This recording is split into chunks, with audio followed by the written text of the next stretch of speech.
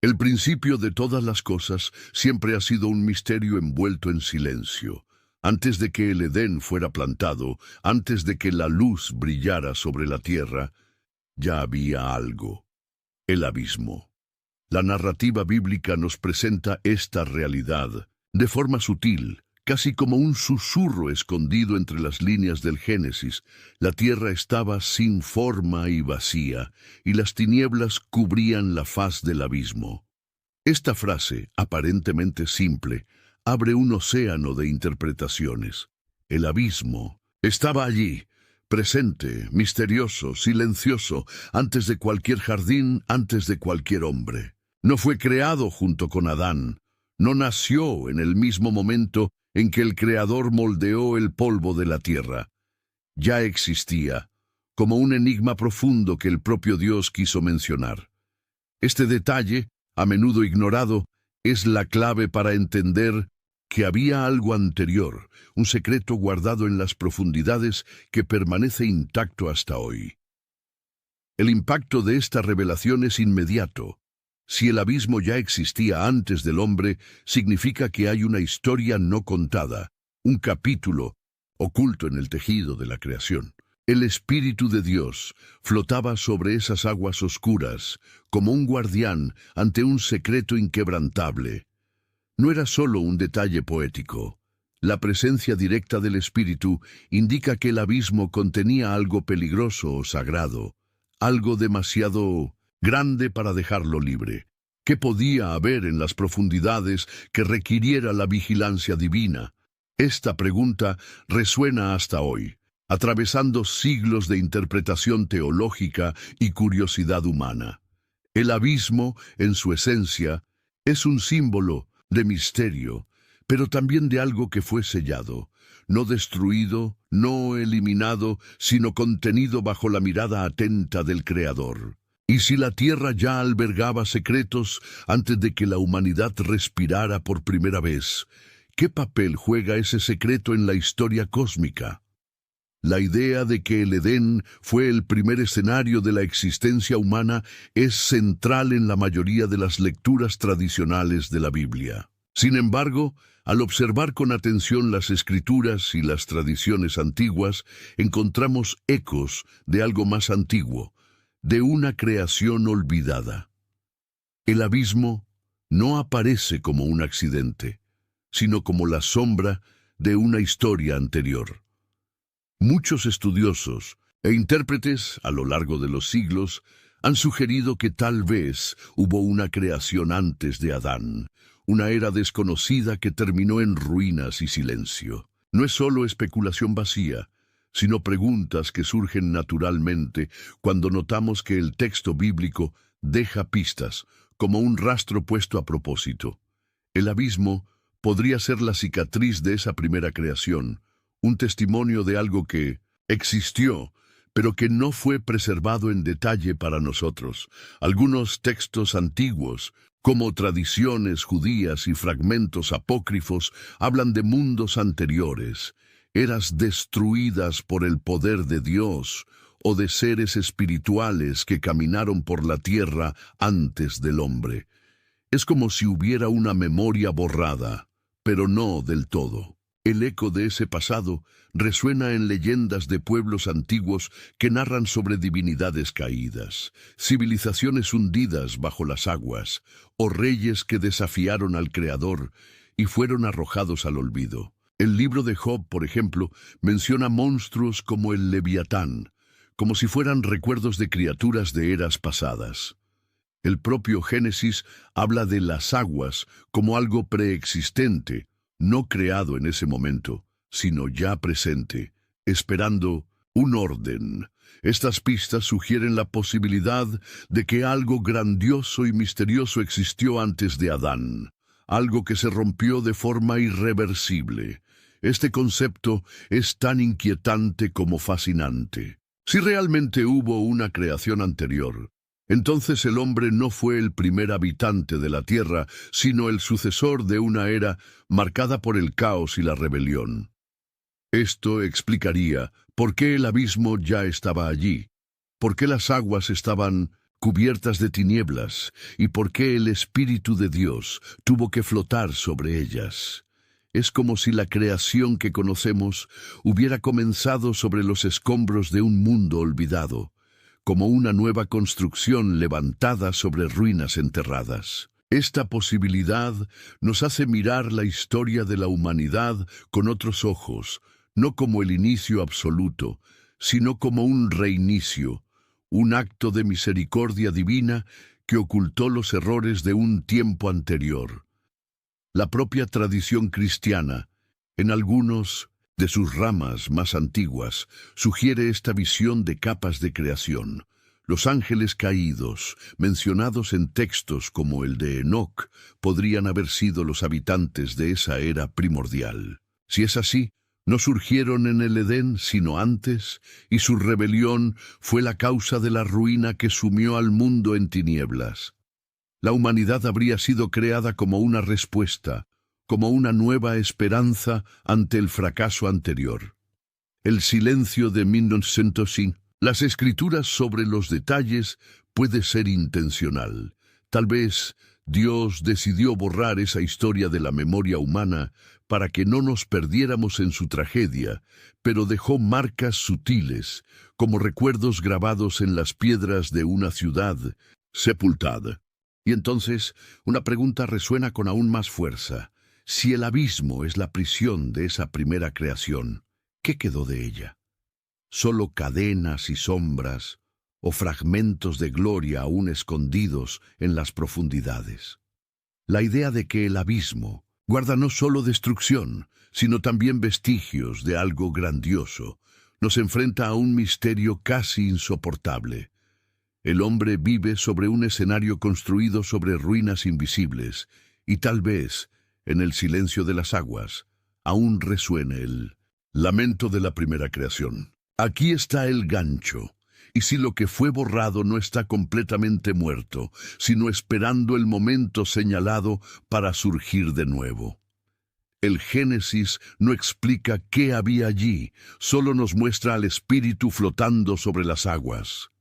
Esa escena es de una belleza sombría, pero también de una fuerza indescriptible, la oscuridad cubriendo todo, las aguas agitadas en silencio y el Espíritu de Dios en movimiento sobre ellas. Es casi como la imagen de un guerrero ante una prisión, como si algo allí abajo aún estuviera vivo, esperando.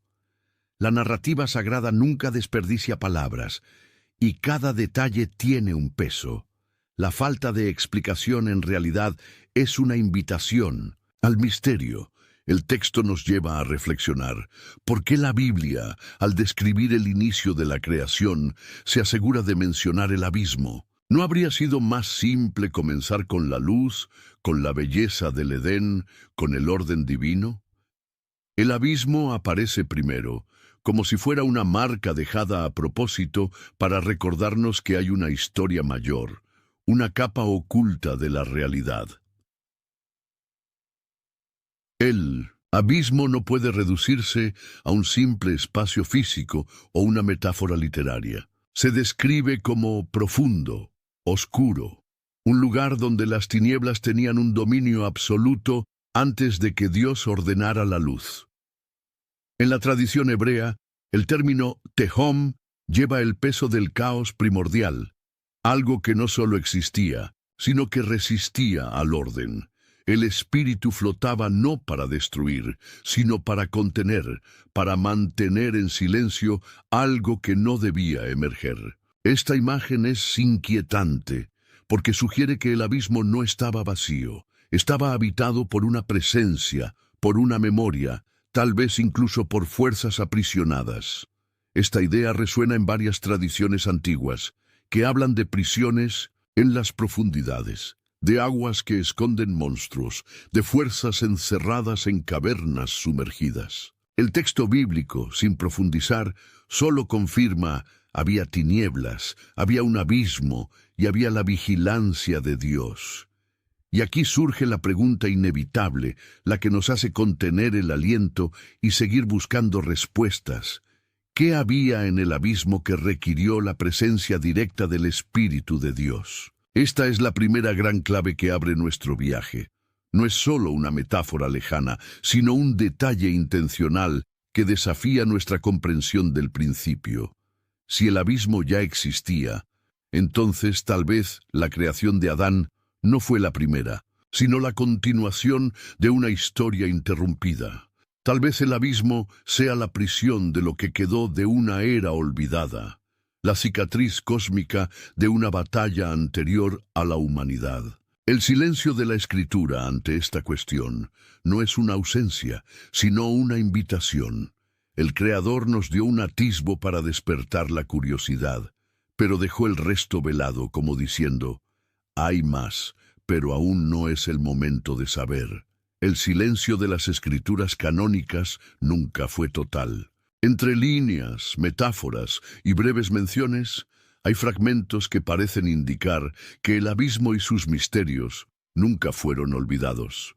El libro del Génesis habla de las aguas profundas, pero otros textos, rechazados del canon o preservados en tradiciones antiguas, amplían la narrativa como si fueran ecos de una verdad que el tiempo intentó ocultar. El libro de Enoc, por ejemplo, describe prisiones oscuras, abismos de tinieblas, donde ángeles rebeldes fueron encerrados. El sonido de esas palabras atravesó generaciones, despertando temor y curiosidad. ¿Estarán estas descripciones ligadas al mismo abismo sobre el cual flotaba el espíritu? ¿O serán solo metáforas creadas para explicar el mal? ¿Y si estos registros no fueran solo símbolos? Las civilizaciones antiguas también llevaron en sus mitologías recuerdos de algo similar. Los babilonios hablaban de Tiamat, el caos de las aguas, vencido por los dioses y encerrado en un lugar oculto. Los griegos mencionaban el Tártaro, la prisión de los titanes, sombría y profunda. Estos ecos culturales, aunque distantes entre sí, parecen apuntar a una misma intuición. Algo fue encerrado bajo la tierra o las aguas. Teaser.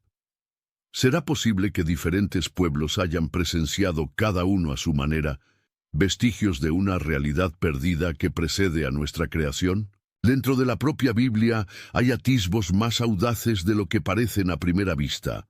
El profeta Isaías habla de prisioneros en mazmorras que esperan el día del juicio. Judas menciona ángeles guardados en cadenas eternas, en tinieblas, hasta el juicio del gran día. El Apocalipsis habla de un pozo sin fondo, de donde salen criaturas indescriptibles cuando se entrega la llave. Estas palabras no son solo adornos literarios. Son atisbos consistentes de una verdad que se repite, siempre apuntando al mismo lugar oculto, como una herida abierta desde los orígenes.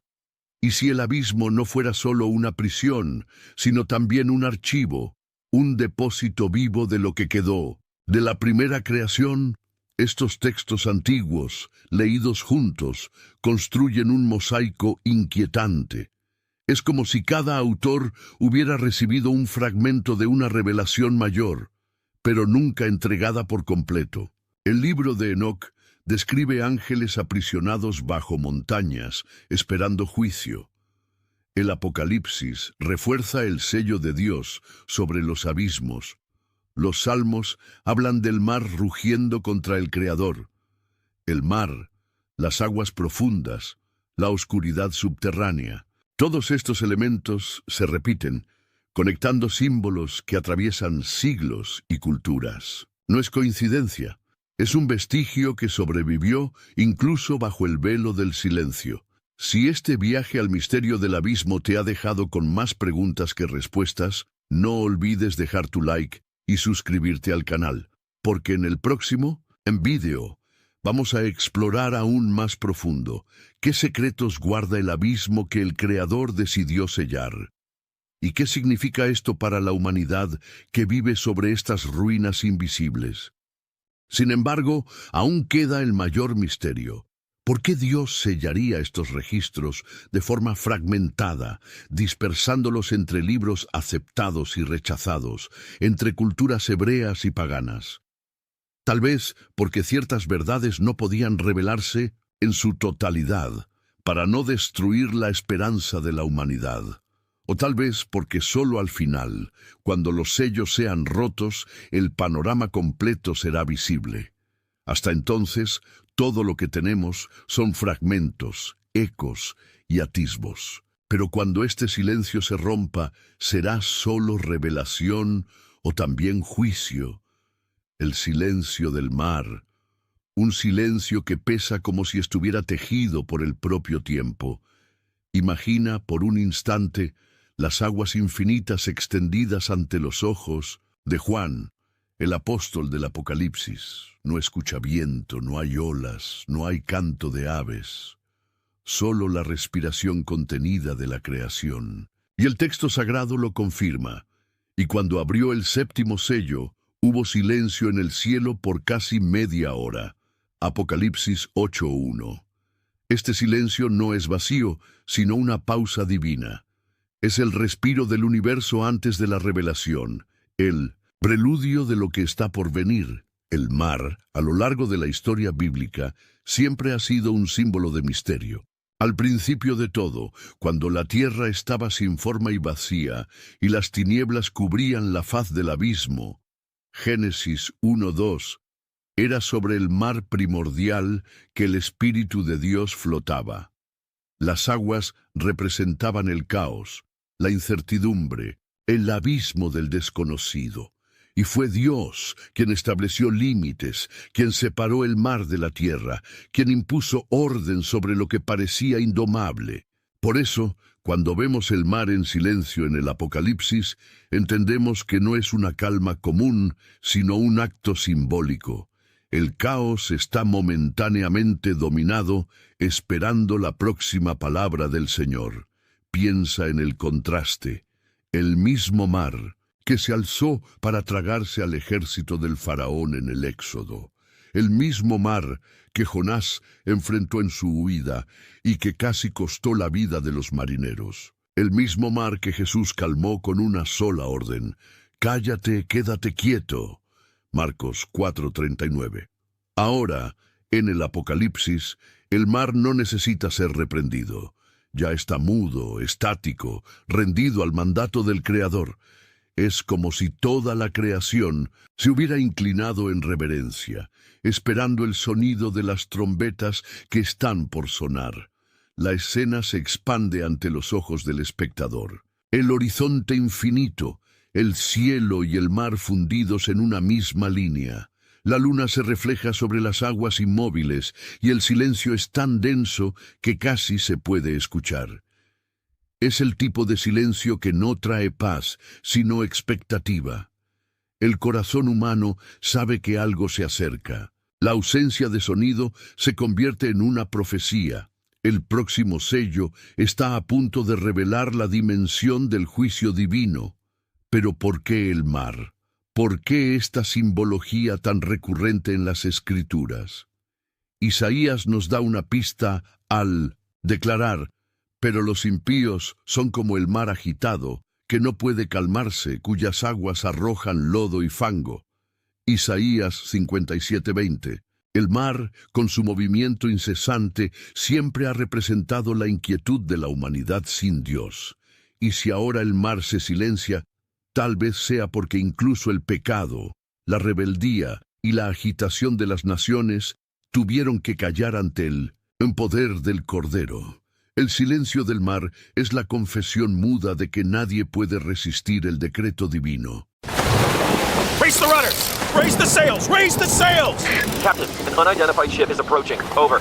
Roger. Wait, is that an Enterprise sales solution? Reach sales professionals, not professional sailors. With LinkedIn ads, you can target the right people by industry, job title, and more. Start converting your B2B audience today. Spend $250 on your first campaign and get a free $250 credit for the next one. Get started today at linkedin.com/campaign. Terms and conditions apply. Walmart Business is in the business of helping your business. regardless of whether you're building bridges, building spreadsheets, or building lesson plans. Ooh, that looks fun. Walmart Business can help save you time, money, and hassle so you can focus on what you're building instead of what your supply closet is missing. In short, we take care of business so you can do more with yours. We're the Walmart you love, now for your business. Learn more at business.walmart.com. Bajo las aguas, en las profundidades que el ojo humano no alcanza, yacen secretos.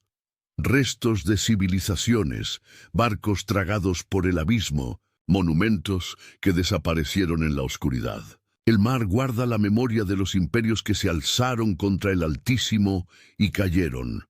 Cada corriente oculta es testigo de que la soberbia humana no resiste el flujo de la eternidad, y es en este escenario, el mar en silencio, donde Dios prepara la transición de la historia. La narración se intensifica. No confundas silencio con paz. El silencio del mar es un presagio. Es el mismo silencio que precede a la tormenta, el mismo intervalo de respiración antes de que la trompeta anuncie el juicio. El mar espera, la tierra espera, el cielo espera.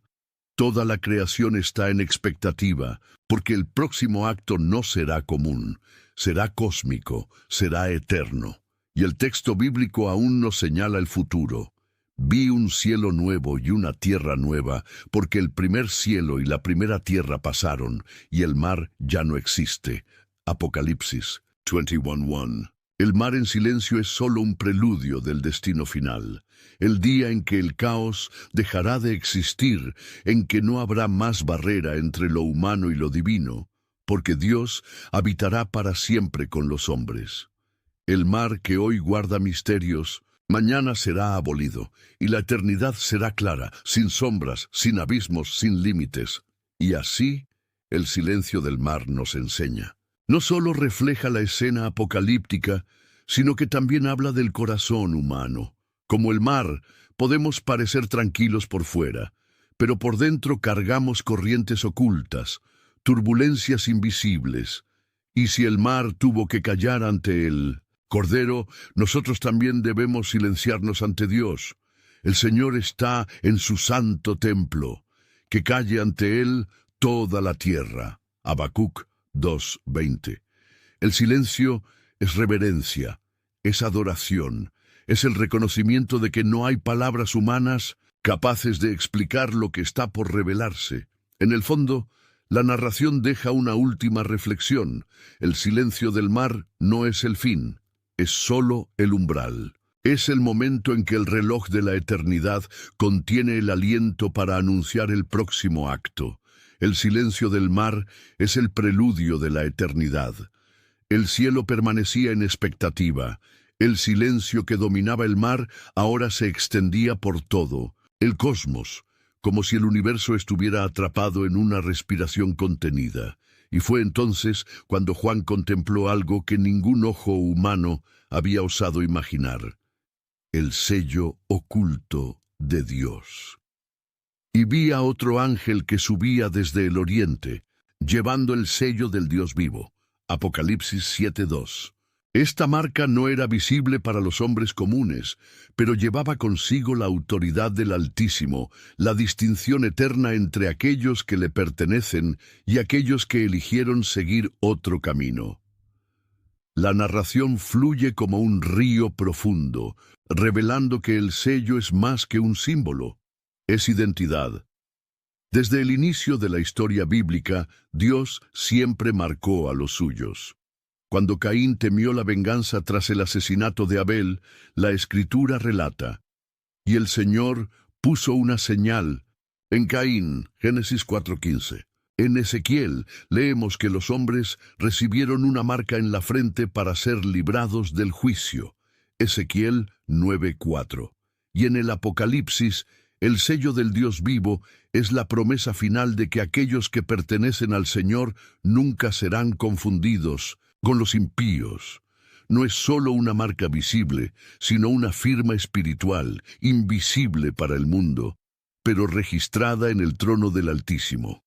La cámara imaginaria sigue al ángel que desciende desde el oriente. Su presencia no es común. Trae en sus manos no solo poder, sino destino. Los 4 vientos, listos para soplar destrucción sobre la tierra, son detenidos hasta que los siervos de Dios sean sellados. El sello marca la diferencia entre la preservación y el juicio, entre la vida eterna y la condenación. La voz del narrador resuena con gravedad. Nada puede suceder hasta que el pueblo de Dios esté marcado por la protección divina. Si este viaje por el silencio del mar y el sello de Dios te ha hecho reflexionar, no olvides dejar tu like y suscribirte al canal, porque en el próximo video vamos a explorar aún más qué significa llevar el sello de Dios en un mundo al borde del juicio, y cómo este misterio conecta el pasado, el presente y la eternidad. El sello no es solo un acto del Apocalipsis, sino un reflejo de toda la mensaje bíblica. Pablo escribió: en él también ustedes, al escuchar la palabra de la verdad, el evangelio de su salvación, y al haber creído en él, fueron sellados con el Espíritu Santo de la promesa. Efesios 1:13. El Espíritu es el sello que asegura nuestra herencia. El sello oculto de Dios en el Apocalipsis es el clímax de esa realidad, un reconocimiento eterno de que le pertenecemos. La escena se intensifica. El ángel se acerca a la tierra, y su presencia detiene los vientos, frena las fuerzas de la destrucción, hasta que la obra de sellar esté completa. El sello es invisible, pero real. Brilla como una marca de fuego en la eternidad. Es el contraste directo con la marca de la bestia, que más adelante será ofrecida a quienes rechazan a Dios. Aquí, el sello no es imposición, sino promesa. No es esclavitud, sino libertad. Declara: ellos son míos. Las imágenes sugeridas por la narración son cinematográficas. Rostros iluminados por la luz del oriente, multitudes invisibles recibiendo la marca del Señor, el viento suspendido en el horizonte, la naturaleza en espera. El sello no es solo protección futura, sino separación presente. Distingue a quienes caminan con el Cordero de aquellos que se pierden en la multitud de las naciones. El narrador profundiza en la dimensión teológica. El sello es el símbolo de la soberanía de Dios. Es Él quien elige, quien guarda, quien preserva. Nada escapa de su mano. El mundo puede agitarse, los reinos pueden derrumbarse, las fuerzas espirituales pueden alzarse, pero el sello es la garantía de que aquellos que están en Cristo jamás serán tocados por la condenación eterna. El fundamento de Dios está firme, teniendo este sello. El Señor conoce a los que son suyos. 2 Timoteo 2:19. El suspenso crece. La pregunta se lanza al espectador: ¿estoy sellado? ¿Pertenezco al Señor? No es solo un detalle del Apocalipsis, es un convite a la reflexión en el presente. El sello oculto de Dios es una verdad eterna, y quien lo recibe lleva en sí la marca de la redención. El mundo tal vez no lo perciba, pero el cielo lo testimonia. La cámara se aleja lentamente mostrando al ángel en el horizonte, el mar aún en silencio, los vientos contenidos, la tierra esperando. Y la voz del narrador concluye en tono solemne: el sello oculto de Dios es la garantía del pueblo santo, la marca de la alianza,